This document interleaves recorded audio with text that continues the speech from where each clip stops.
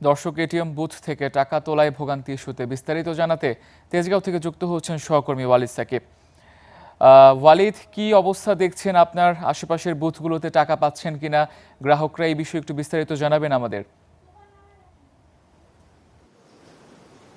সকাল থেকে রাজধানীর বিভিন্ন এলাকায় আমরা ঘুরেছি, রামপুরা, তারপর বনশ্রী, এরপর হচ্ছে মগবাজার, কারওয়ান বাজার, মিরপুর।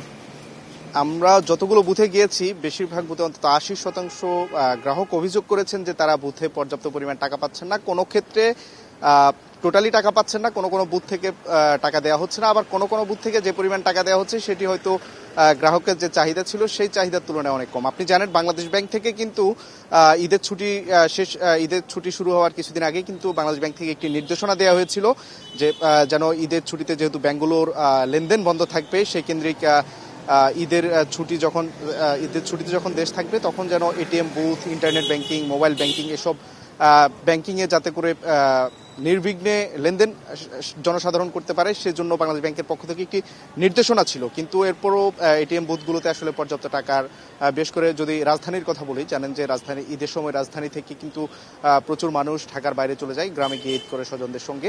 তো সেক্ষেত্রে ঈদে কিন্তু ঢাকায় সেরকম মানুষের চাপ না থাকলেও কিন্তু আমরা দেখেছি যে এটিএম